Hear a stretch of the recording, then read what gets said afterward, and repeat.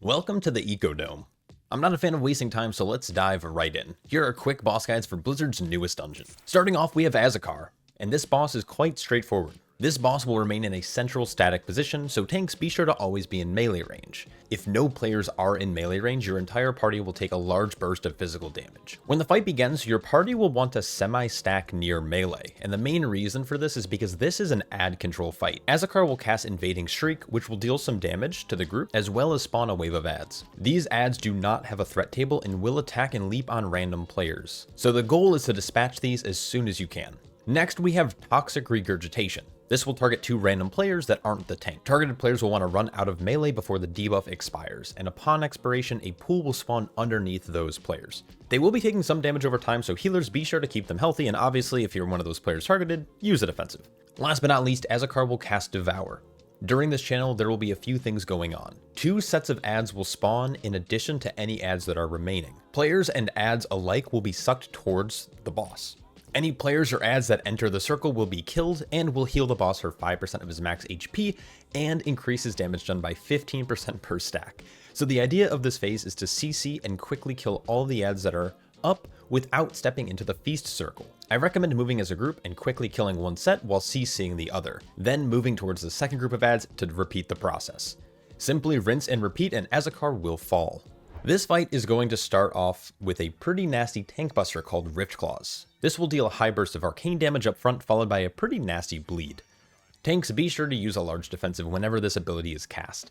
Shortly into the fight, the boss will cast Binding Javelin. This will target 2 random players who should stand near the boss, but make sure you're not cleaving each other.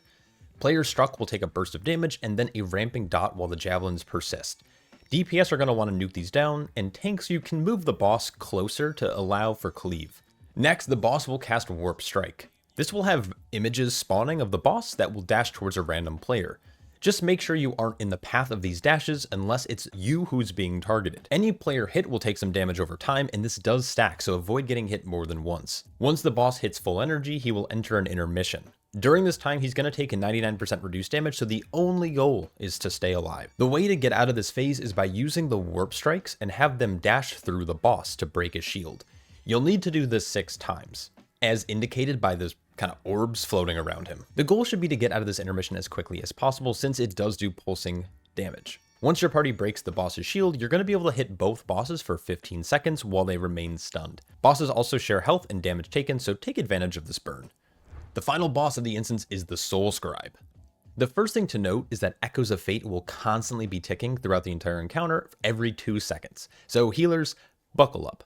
The entire premise of this fight is that the boss will shatter players' souls from their character, right before doing any other mechanic. So players are going to want to pick up their soul as fast as possible. Picking up your soul will increase your healing and damage done by 10%, stacking. Also, if your soul gets hit by a mechanic, you'll take a burst of damage, and you'll have a 30% haste reduction. This is a massive damage and healing loss, so it's pretty important you pick up your soul. The boss's general spell pattern will be Ceremonial Daggers first, which spawns 5 lions that you're going to want to avoid while picking up your marked soul.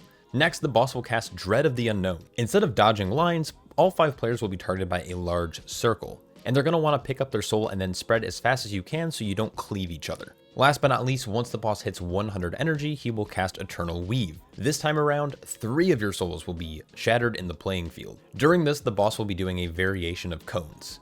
Keen-Eye players will stagger soaking their souls to maintain a higher damage boost for a longer period of time, but as long as you pick up all your souls without them getting hit, you'll be fine.